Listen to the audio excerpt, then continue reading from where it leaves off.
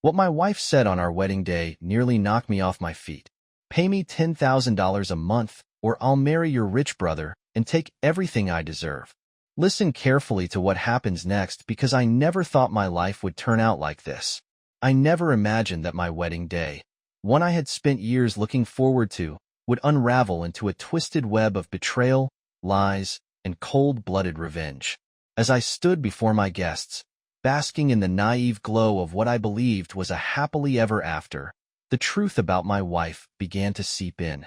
In a hushed yet venomous tone, mere moments before we sealed our vows, she leaned in close and whispered, "Pay me $10,000 a month, or I'll marry your rich brother and take everything I deserve." That single sentence, dripping with entitlement and malice, shattered any semblance of trust one had left in her. I had known, on some level, that something was amiss with this woman. Her charm, her sweet smiles, and even the soft cadence of her words had all masked a darker, more calculating personality. And now, in that moment, amid the clinking of champagne glasses and the murmurs of well-wishers, I recognized her for exactly what she was, a manipulative, self-serving bitch. I recalled the whispers I'd caught in quiet corners in the weeks leading up to the wedding. Friends hinted at late-night phone calls, mysterious meetings, and odd disappearances from social events. I'd shrugged it off, chalking it up to the stress of wedding planning or the eccentricities of someone desperate to make an impression. But as she stood there, threatening me in front of everyone, the puzzle pieces finally clicked. The cheating, the lies I had suspected for so long were now undeniable truths. That night, under the gilded glow of our reception hall, I watched as she paraded her false affection, laughing a little too loudly and playing the part of the devoted wife. Every smile and every practiced gesture was a performance designed to hide the betrayal festering behind her eyes. I was both horrified and oddly relieved to see her true colors, a stark contrast to the picture-perfect bride I had once admired. In the quiet aftermath of her whispered ultimatum, I began to connect the dots of her deception. Before our wedding, while I was busy planning our future, she had been entangled in secret affairs with men who promised her a life of luxury, affairs she skillfully concealed behind layers of lies and sweet nothings. Each clandestine rendezvous, each whispered promise of another life, was a betrayal that cut deeper than any physical wound. And now, on what was supposed to be the happiest day of my life, I realized that I had been the fool in a charade where she was both the star and the master puppeteer. The plan that began to form in my mind was as clear as it was brutal.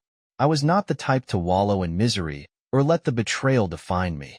Instead, I vowed to reclaim my dignity and orchestrate a revenge so precise and unforgiving that it would leave no doubt as to who held the power.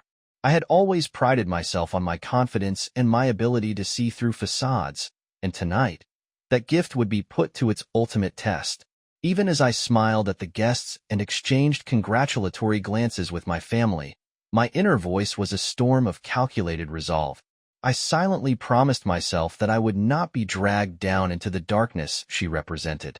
Instead, I would use her deceit, her arrogance, and every ounce of her treachery against her. I began to meticulously analyze every moment leading up to this wedding, every whispered conversation and every suspicious encounter. The more I uncovered, the more I felt a cold clarity settle over me. She had not only cheated on me, but had also manipulated me into believing that I was the one destined for greatness. Now, it was my turn to dismantle her world piece by piece. I remember standing by the grand windows later that night, looking out over a city bathed in neon lights and contemplating the irony of it all. I had given her everything, my trust, my love, my future, only to find that she saw me as nothing more than a stepping stone toward her own ambitions. Her ultimatums, laced with threats and promises of a more opulent life, were nothing but the final confirmation of her true nature. And as the cool night air brushed against my face, I felt a strange calm settle in my heart. The shock had worn off, replaced by a determination that was both fierce and unyielding. I realized then that my revenge would not be a momentary burst of anger. It would be a masterpiece of calculated retribution, designed to expose her hypocrisy and cruelty to everyone she had ever deceived. Little did she know that behind my placid exterior lay a man scorned and armed with the truth. The seeds of vengeance had been sown, and soon, every lie she had told would come back to haunt her in a way that was as poetic as it was brutal. This was only the beginning.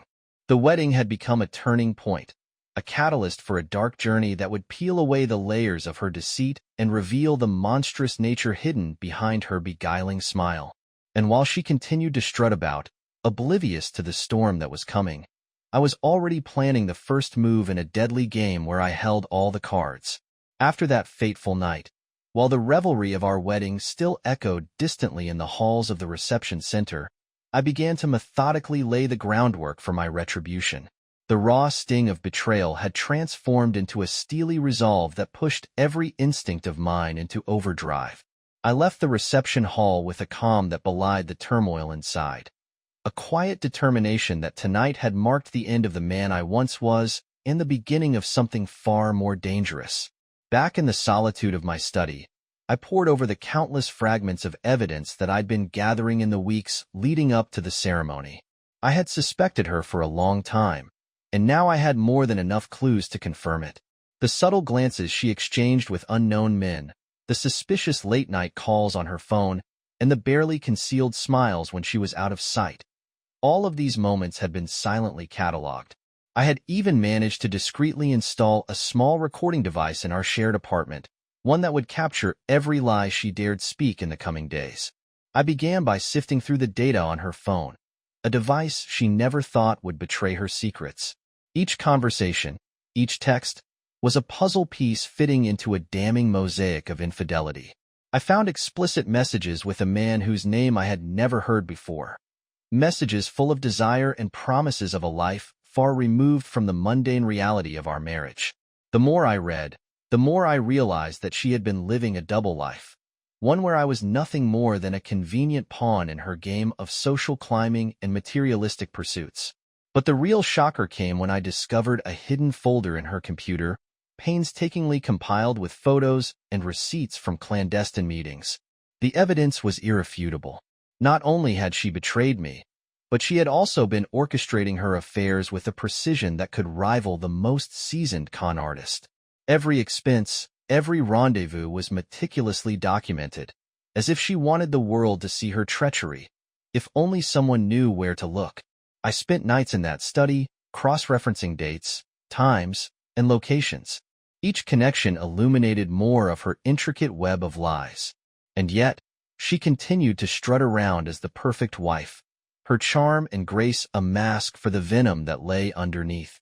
I decided then that my first move would be to expose her duplicity, not in a fit of impulsive rage, but as a calculated blow that would shatter her carefully constructed façade. Before I made my move, however, I needed to dismantle every support she had carefully cultivated. I reached out to old friends and acquaintances who had once admired her for her supposed integrity, only to reveal a pattern of deceit. Quiet conversations turned into angry confessions as one by one. People began to realize they'd been manipulated by a woman who thrived on lies and superficial promises. In hushed tones, they recounted how she'd used her charm to hide her ruthless ambition, how she'd toyed with emotions and manipulated outcomes to ensure she was always in control. It wasn't long before I got word that someone on her side, a mutual friend, no less, had begun to suspect that all was not as it seemed. This friend, an unwitting pawn in her grand charade, had stumbled upon a detail that didn't fit. A cryptic message that alluded to a secret rendezvous on the night of the wedding, one that she had carefully omitted from her recounting of events. The revelation added another layer to her deception, proving that her betrayal wasn't an isolated affair but part of a broader, more systematic pattern of manipulation and exploitation. I decided to use this friend as my inside source. I coaxed them into a meeting, under the guise of seeking advice about how to mend a broken heart. In truth, I was mining for every morsel of information that could serve as another blow in my planned coup de grace. Over coffee in a quiet, dimly lit cafe, they unwittingly revealed details that would later expose her unholy alliances with a network of wealthy and influential individuals, people who would stop at nothing to protect their own reputations. The more they divulged, the more I realized that I was not just fighting a vindictive spouse, but an entire cabal of schemers whose fortunes were built on the exploitation of trust. Each piece of information I gathered was meticulously archived, the evidence piling up like an indictment against her. With every passing day, my plan grew more elaborate. I envisioned a series of carefully orchestrated moves, each designed to isolate her from her supporters, dismantle her credibility, and ultimately, to reveal the true extent of her treachery to the world. The initial shock and betrayal had faded into a calculated resolve, a determination that I would let her taste the bitter fruits of her own deceit. I began reaching out to the press, discreetly contacting investigative journalists who specialized in high-profile scandals. I wasn't impulsive. I knew that a well-timed exposé could ruin her before she even had a chance to prepare her next lie. The idea was to let the public see her for what she truly was, a con artist, a manipulator, and a heartless traitor. I fed them the damning evidence, watching from a distance as they began to piece together the story of the woman behind the perfect facade. In the depths of that long, sleepless night, as I sat amidst a sea of files, recordings, and digital evidence, I felt an almost clinical satisfaction. The plan was unfolding exactly as I had envisioned, each move drawing her further into the trap I had so carefully laid out. There was no anger, no frantic impulsivity, only the cold, calculated precision of a man who had finally seen through the lies. I wasn't just a betrayed husband anymore. I was an avenger, a man who would stop at nothing to reclaim his dignity and expose the true face of the woman who had wronged me. As the first rays of dawn broke through my window, I knew that the real game had just begun.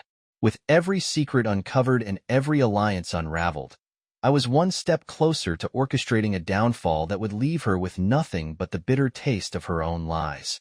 And as I prepared for the coming days, I silently vowed that no amount of manipulation or charm would ever save her from the reckoning I was about to unleash.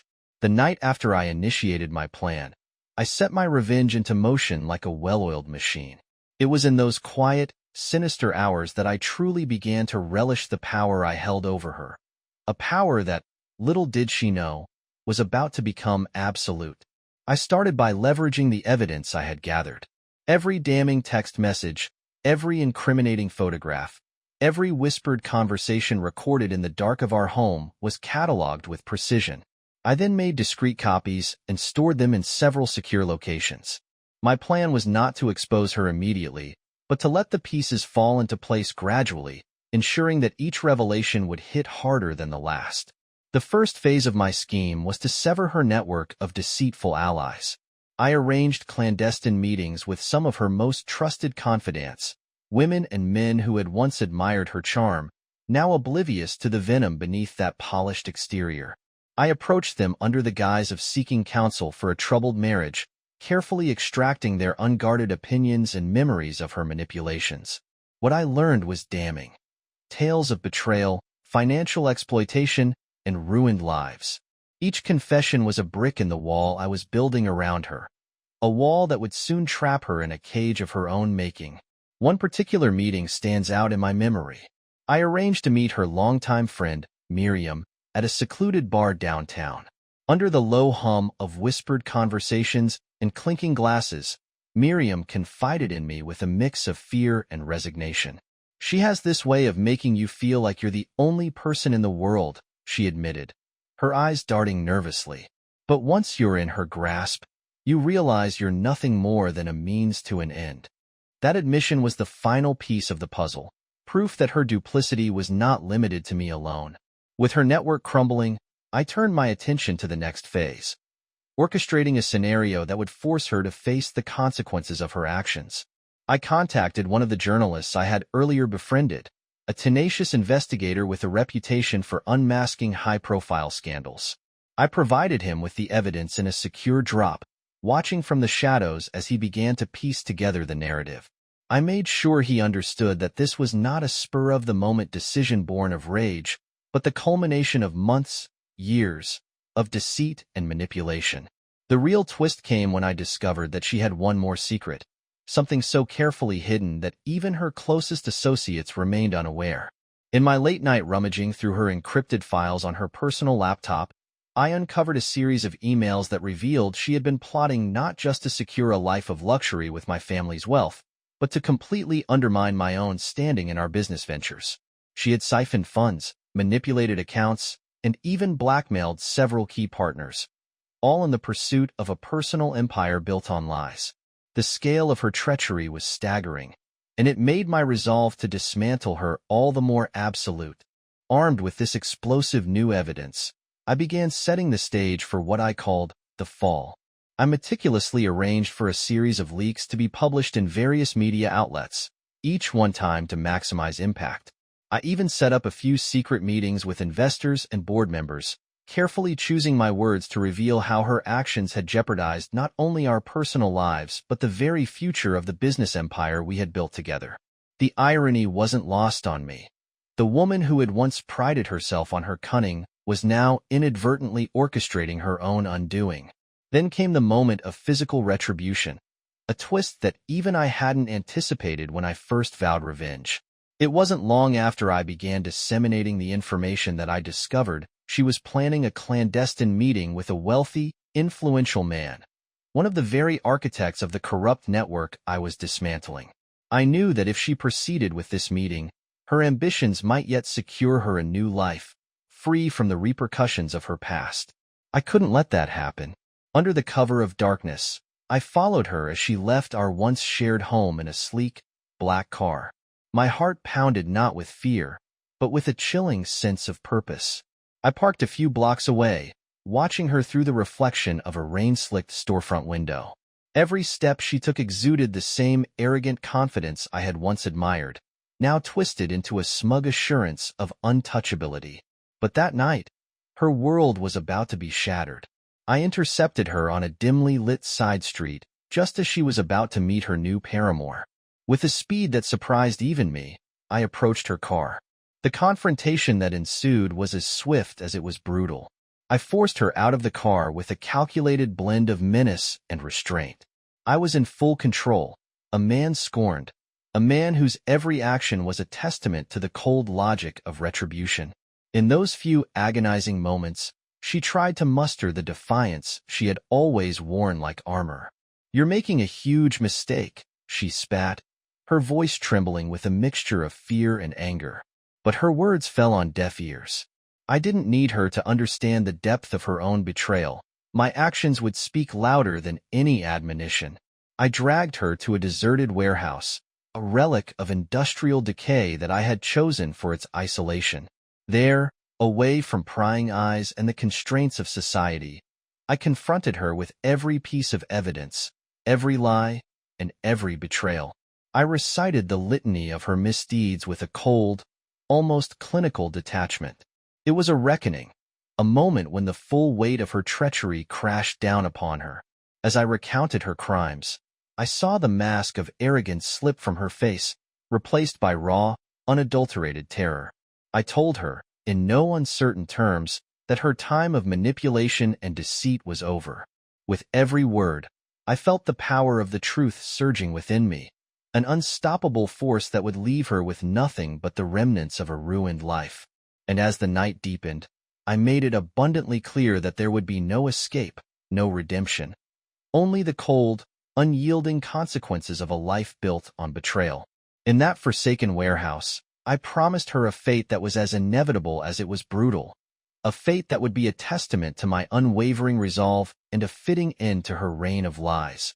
There was no forgiveness here, only the stark finality of retribution, and I was determined to see that it was carried out to the very end.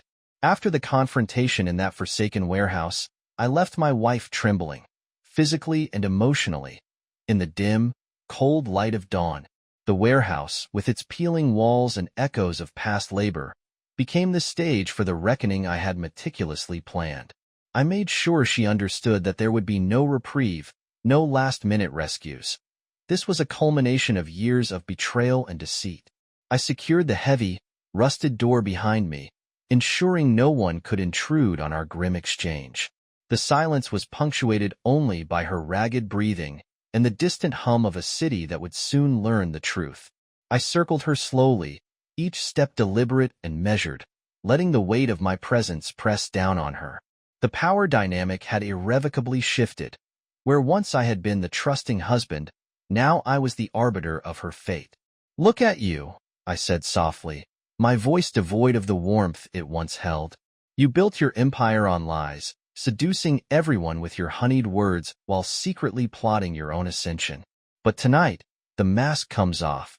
My words cut through the stale air like a blade. I could see the defiant spark in her eyes waver, though she quickly attempted to reconstruct its arrogance. She began, but I silenced her with a cold stare. Her usual retorts, once so sharp and venomous, faltered under the scrutiny of undeniable evidence laid out before her. I had not only brought physical proof of her treachery, a collection of incriminating photographs, scanned receipts, and the damning emails that detailed her financial manipulations, but also testimonials from those she had betrayed. Her eyes darted to the neatly arranged files on a battered desk in the center of the room. "You think this will change anything?" she sneered, attempting to reclaim some control. "I have connections, power. You're nothing without me." Her tone dripped with the arrogance of someone who had always believed she was untouchable. I allowed a brief, humorless smile to cross my face. "Untouchable? You were untouchable until you decided to weave a web of deceit that ensnared not just you, but everyone around you."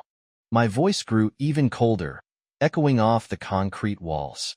"Every lie, every secret rendezvous, every moment you deceived me, and others, has led us here." For a long moment, she glared back at me, her composure fraying at the edges. I knew the storm was about to break, and as I continued, I could sense that her carefully guarded veneer was beginning to crack. "Confess," I demanded. "Tell me it was all a mistake, a moment of weakness, not the calculated destruction of lives." But her defiant eyes never wavered entirely, though a flicker of fear betrayed her.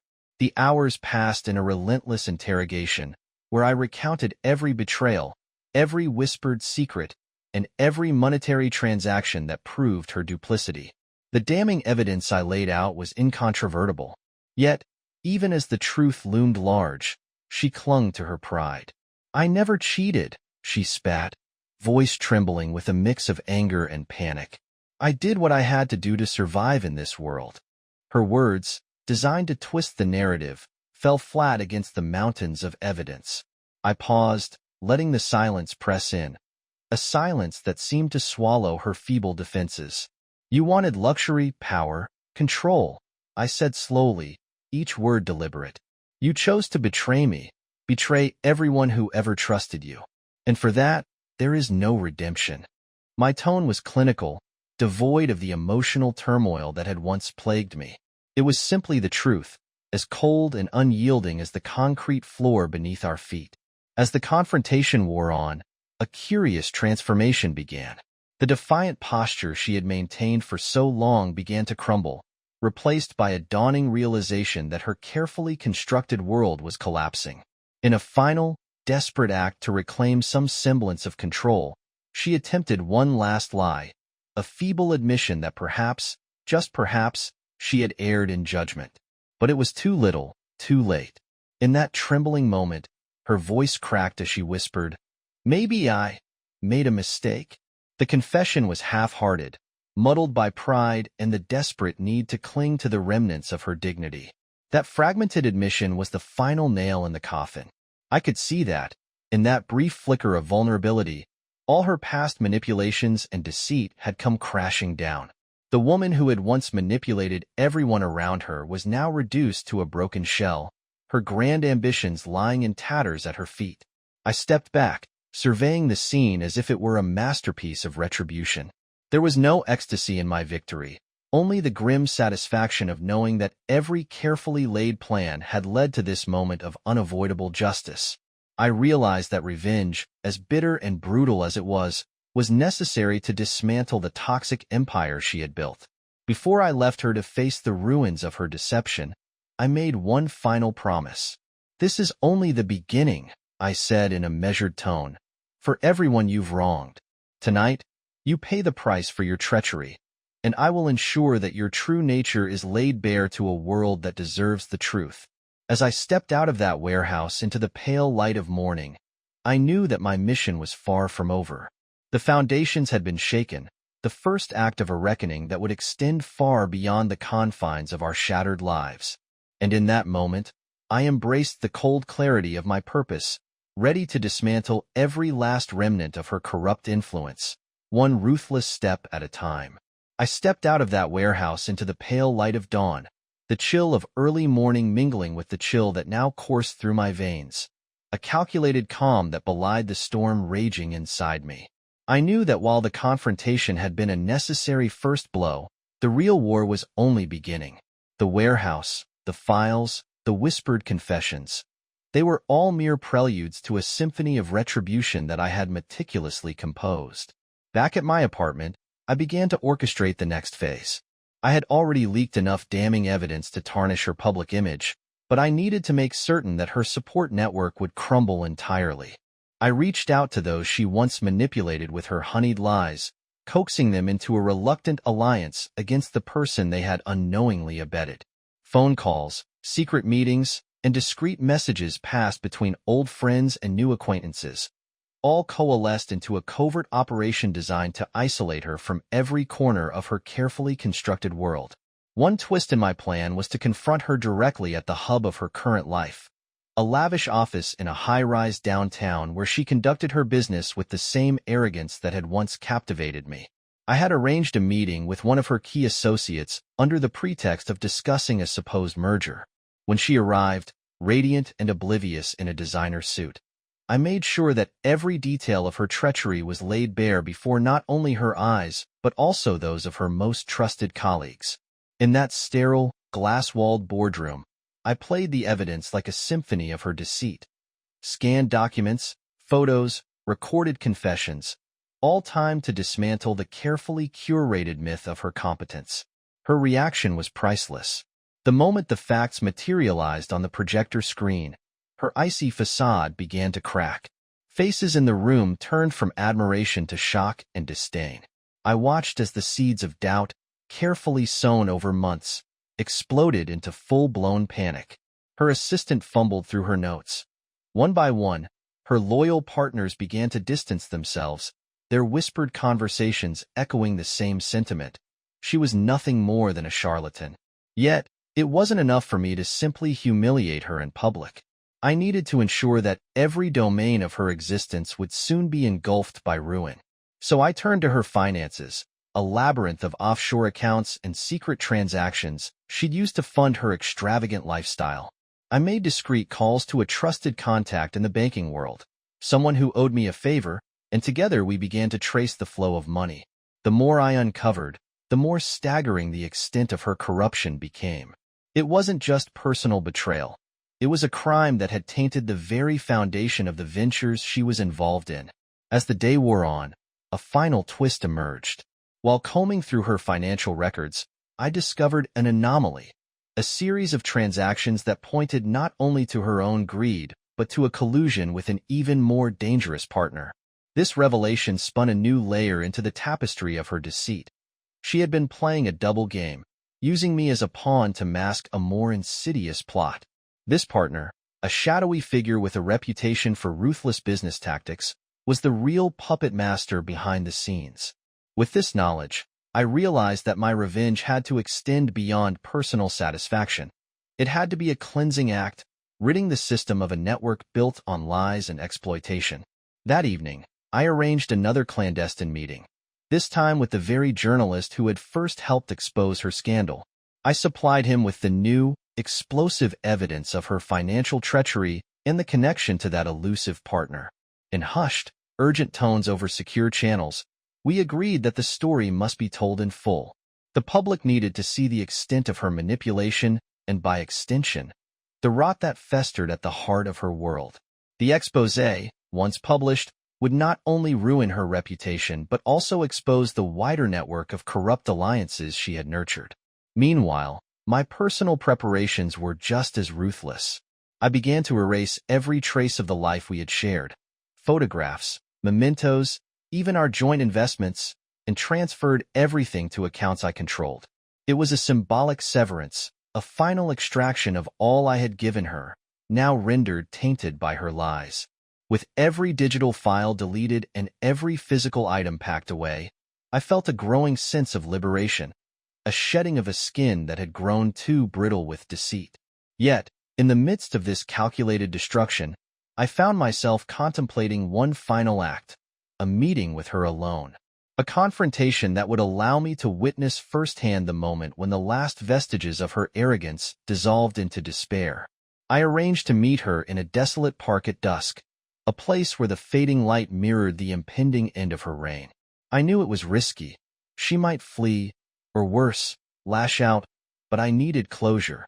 I wanted her to see the irrevocable consequences of her choices, to hear the cold truth in my voice without the distraction of a manufactured public spectacle. As I prepared for that final encounter, my heart beat with a steady, resolute cadence. I was no longer the betrayed husband but a man transformed, a force of cold, unyielding justice. Each step I took, every move I made, was driven by a singular purpose: to ensure that her empire of lies would collapse entirely, and that every piece of her stolen life would be reclaimed, piece by piece, by the sheer weight of truth. And so, as dusk settled over the city, I took one last look at the life I had once believed in, a life where love had been my guiding light. Now, that love had been twisted into a weapon, and with it, I was ready to sever the final ties to a past built on betrayal. The final meeting was imminent, and I steeled myself for what I knew would be the most harrowing yet necessary chapter in this relentless pursuit of retribution. Dusk had settled over the city in a cloak of bruised purples and deep blues, and I found myself alone in a desolate park, the perfect stage for what I had long planned. I sat on a weathered bench beneath a gnarled oak, the fading light reflecting the dark certainty within me. I wasn't anxious. I was prepared. Tonight was the night I would confront her one final time, face to face, to ensure that every lie she had ever spun would be met with the unyielding truth. I saw her approaching along the cracked pathway, her silhouette framed by the dim glow of a distant street lamp. Even at a distance, I recognized the practiced grace of the woman who had so effortlessly fooled everyone, including me. But tonight, that charm was nothing more than a mask, a thin veneer over a cold and calculated heart. As she drew near, she slowed, as if wary of the inevitability that hung between us. "Hello," I said softly, my voice echoing in the hush of the park. There was no warmth, only a measured calm that belied the turbulent storm of retribution inside me. Her eyes darted to mine, a momentary flicker of uncertainty crossing her features before she mustered a semblance of defiant composure.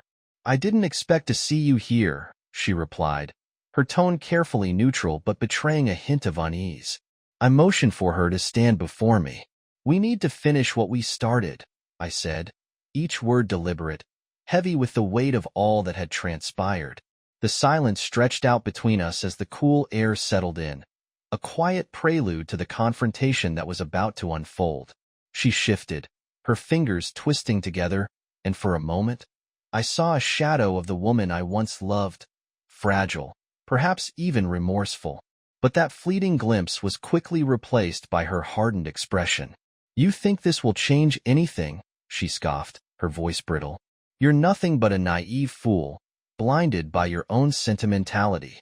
My eyes narrowed, and I could feel the fire of my purpose intensifying. Naive? No. I was trusting. I was deceived, I said, my tone low and measured. "But tonight, you will see that trust is not a weakness, it's a power, one you squandered with every lie." She took an involuntary step back, and I could sense her internal struggle as she attempted to regain control of the narrative. "I did what I had to do," she whispered, as if trying to convince herself as much as me. "This world isn't kind to people like me." "People like you?" I repeated, a bitter laugh escaping me. "You, who manipulated and betrayed everyone who ever trusted you. You, who used charm as a weapon to hide your vile ambition." My words were laced with venom, each syllable a precise strike aimed at dismantling the edifice of deceit she had built around herself. In that charged moment, she hesitated, and I saw it.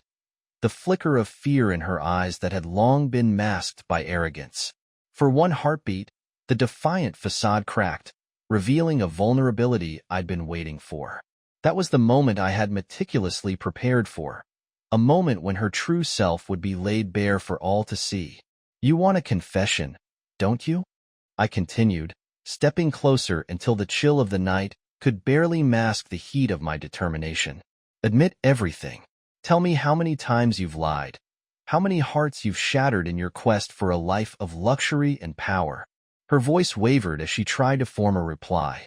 I never meant for anyone to get hurt," she stammered, a desperate plea that rang hollow in the quiet night. "I did it all for survival, for something better." "Survival?" I repeated sharply. "You call exploiting every person who cared for you survival? Look around you, the world is unforgiving. But it's not a place where one can trample on the lives of others and then hide behind false pretenses." Her eyes darted away, and in that split second of hesitation, I knew she was cornered.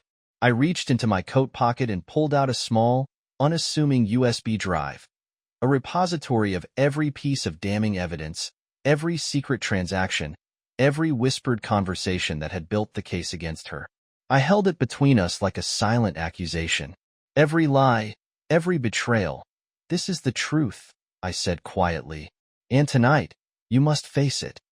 Her defiance wavered, and in its place, a trembling desperation emerged. "Please," she begged, her voice barely audible over the sound of my steady breathing. I can fix this." "Fix this?" I echoed, a cold smile creeping over my face. "There's nothing to fix, only the ruin of everything you built on deceit." My voice dropped to a harsh whisper. "You will confess, fully and without excuse. And if you refuse..." I let the threat hang in the air, each word a measured promise of the retribution that awaited her. Her eyes glistened with unshed tears, the once confident glimmer replaced by raw, unfiltered terror. Before she could speak another word, I closed the distance between us. In one fluid, decisive motion, I grabbed her wrist with an iron grip, forcing her to meet my gaze. "Confess now," I commanded, my tone leaving no room for negotiation. For a long, agonizing moment, silence reigned as she struggled under the weight of her own guilt and fear. Then, her voice cracked, barely a whisper as she murmured, I made mistakes." The admission was broken, desperate, a feeble acknowledgement of the abyss of her treachery. That single confession was all I needed to shatter the last vestiges of her control over me. As her trembling intensified, I released her wrist and stepped back, the gravity of her capitulation mingling with the dark satisfaction of seeing her vulnerable. In that murky twilight, in a world stripped of pretense, our roles were laid bare. I was no longer the betrayed husband, the man once blinded by love. I was the executioner of her deceit, a force driven by the cold calculus of justice. Yet, even as I turned to leave, I knew that tonight's reckoning was only another step in a longer, more perilous journey.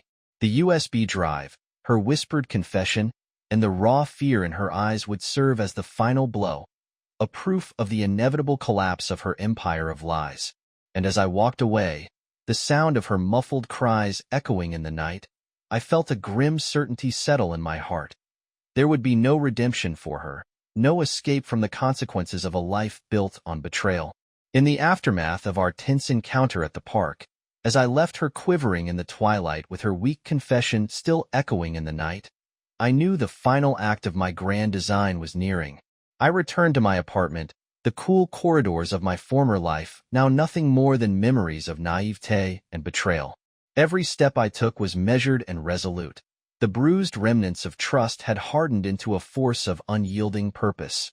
The USB drive burned a silent promise in my pocket, the repository of every dark secret, every sordid transaction, every lie that had festered in our marriage.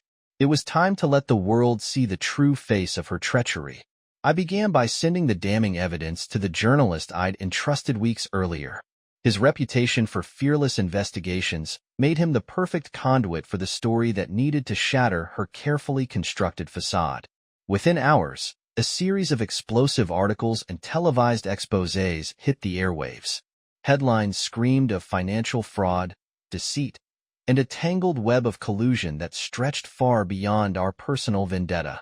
Her carefully curated image of sophistication and charm disintegrated under the glaring light of public scrutiny. As the media frenzy escalated, her network of sycophants began to fracture. Former confidants and business partners, once enchanted by her silver-tongued promises, now distanced themselves in a desperate bid to salvage their own reputations. Phone calls and emails that once flowed in her favor turned into frantic damage control efforts. Efforts that were too little, too late. I monitored it all from a distance, every new headline a vindicating note in my symphony of retribution. But the twist I hadn't anticipated came in the form of her mysterious financial partner, the shadowy figure who had helped orchestrate her vast scheme. As I dug deeper into the labyrinth of offshore accounts and cryptic transactions, I uncovered a chilling truth. She had been a pawn, yes, but also a willing accomplice in a far greater game of corporate espionage and fraud. This revelation was the final piece of the puzzle. Not only had she betrayed me, but she had also entangled herself with dangerous individuals whose ambitions knew no bounds. This partner was ruthless, and I knew that exposing him would send shockwaves far beyond our ruined lives. With calculated precision, I contacted a trusted friend in law enforcement, someone who had once been an ally during less turbulent times. I handed over the files detailing not only her crimes, but also the involvement of this elusive partner. A discreet investigation was launched, one that soon unraveled a network of corruption reaching into boardrooms and back-alley deals. The legal noose was tightening around her, and with every new arrest and court summons, her world collapsed further. Yet, my vengeance was not satisfied by public ruin and legal retribution alone. I wanted her to experience a personal hell, a descent into the kind of loneliness and despair she had forced upon others. I arranged a final, brutal encounter. I summoned her to a derelict building on the outskirts of the city, a place where no prying eyes or interfering authorities could reach us. It was there, in a space echoing with the ghosts of forgotten lives, that I would deliver the coup de grace. When she arrived, her once confident gait was replaced by a trembling uncertainty. The building's cold, unforgiving walls bore silent witness as I methodically laid out the remnants of her past transgressions. I showed her every file, every photograph, every word of confession she had spurned until now. "This is your legacy," I told her, my voice a mixture of disdain and finality. "Not the one you imagined, but the one you've earned through betrayal and deceit."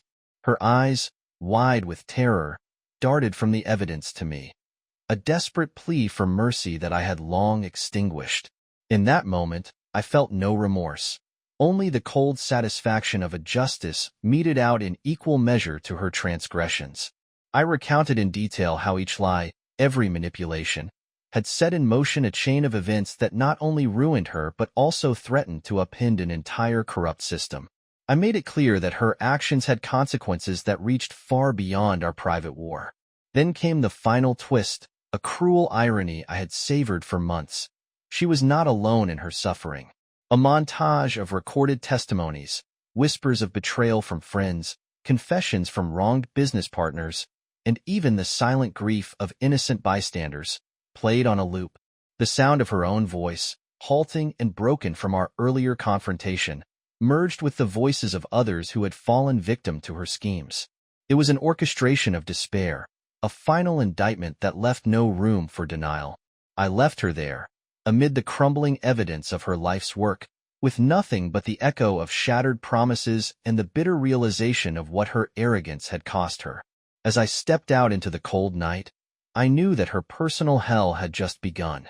The legal system would take its course, her network would be dismantled piece by piece, and the world would learn that trust, when betrayed, is a weapon more potent than any. In that moment, I embraced the full weight of my transformation. I was no longer the man who once loved blindly. I was the architect of her downfall, a force of cold, inexorable retribution. And as the distant sounds of sirens approached, an overture to the final chapter of her treachery, I smiled, knowing that every lie, every act of deceit, had led us to this inevitable end.